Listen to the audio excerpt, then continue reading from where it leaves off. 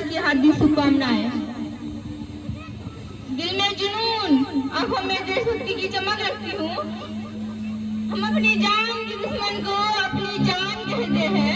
हम अपनी जान के दुश्मन को अपनी जान कहते हैं। मोहब्बत की इसी मिट्टी को हिंदुस्तान कहते हैं, हिंदुस्तान कहते हैं।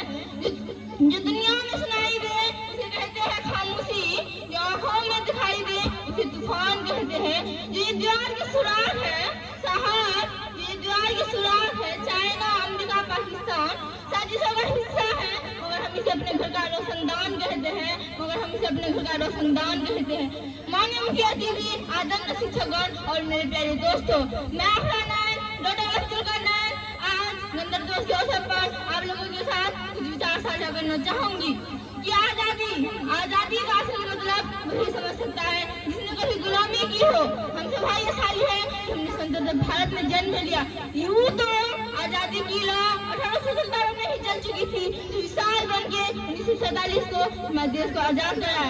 प्राचीन, मध्यकालीन और वर्तमान भारत के उदाहरणों से मैं यह स्पष्ट करना चाहूंगी कि जब हम तिरंगे के फहरे में फंसते थे, तिरंगा दिवस चोला के एक आवाज पर टोलों के टोले मारते थे और उनके वंदे मातरम के नारों से खून में आने वाले 5-5 डिग्री का तूफान हमारे सांसों की जड़ों में तूफान ला देता था।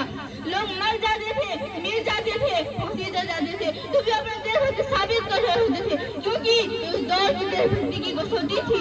उसके बाद 62-63 में सुहाग को देने वाली औरत जब घर का हालात ये हो जाया करता था कि प्यार भी भरपूर गया, मांग का सिंदूर गया, नन्ही रानियों की लंगोटियां चली गई, छोटी छोटी बेटियों की चोटियां चली गई, बाप की कमाई गई, भाई की पढ़ाई गई। ऐसा एक विस्फोट हुआ पता ही नहीं चला जिसमें की गई बोटियां चली गई।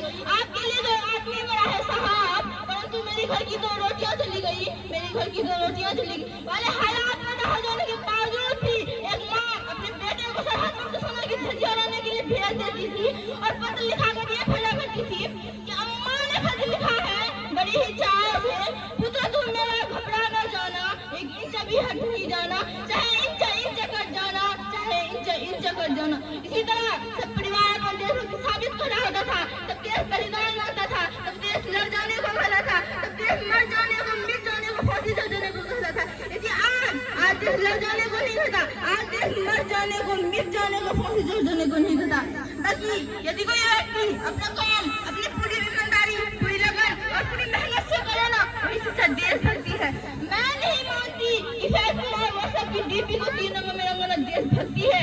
यदि आप कहेंगे कि साल में 2 बार हाथ में तिरंगा लेना देशभक्ति है, तो मैं पूछना चाहूंगी कि फुटपाथ पर रहने वाली वो बच्चा ट्रैफिक की छांव में नंगे पांव में जो तिरंगा बेच रहा होता था, क्या उसकी देशभक्ति कहेंगे?